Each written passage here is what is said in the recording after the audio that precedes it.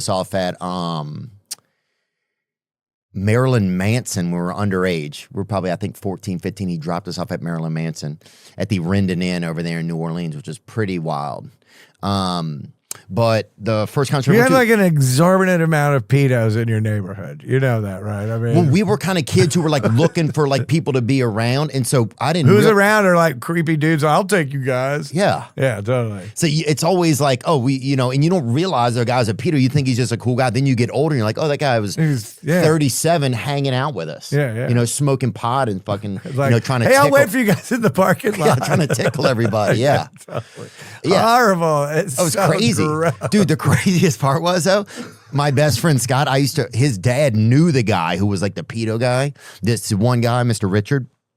So I would write letters from Mr. Richard to my buddy Scott and mail them to his house all the time. That's fucked up. And his stepdad and good was, shit. That's good shit too. I get it. I like the, you know, you're just. That's the shit I love, bro. I know. Just the psychological torture. Yes. Yeah, I get it. I get it. And his stepdad would be like, oh, you still talking to this motherfucker? And he'd come in and just throw the fucking mail right at him. And they already had the worst relationship. He didn't know, right? No, he had no idea. He thought it was the real guy. So no idea, dude. I'd send him like 4 Christmas cards every year from this dude, bro. Because when you're a pedophile, I bet they fucking love Christmas, I bet. You know? I mean, yeah. Because it's just an old dude stopping in and getting fucking and relating with children. That's all it is. Dude, we see, look at the old Christmas pictures. Your parents took you down to some guy, some drunk in a beard, and you sat on his lap. He's like, ugh. You know what I mean? I'm sure if Boy Scout guys are pedos, then the Santa guys, there had to be one or two. It's like, oh, we went to the Easter Bunny. I know the Easter Bunny had an erection. You know what I mean? How could you tell? I could just fucking tell. You know what I mean? And it wasn't about pagan rabbit fucking. This was real. No, this is real. Yeah. God-given. Yeah. Blood to muscle erection. Yeah. The science of the thing. Yeah, thank you. Yeah. That's great. Somebody's a pedophile and their friend is just the scientific guy. The science of the thing. Yeah. You know, it's a scientific thing. You got an open and have opened for you like so many amazing groups. Is there like a tour or a part of like your music or I guess even maybe your musical life that you would go back to and redo if you could kind of? I know you said you're not a go back guy.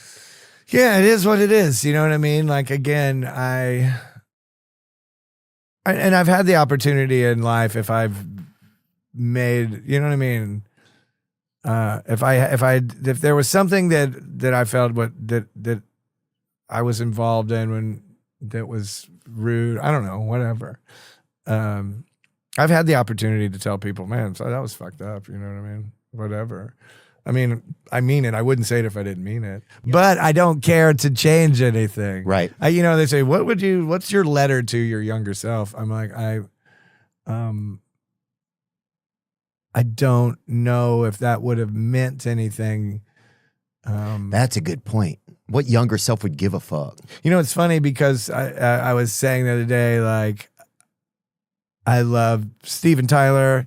He's been supportive. He's a friend. I'm always there for him. And I was telling the story when we sold a lot of records on the first record, he called me and goes, save your money, man. And I was like, I'm 24.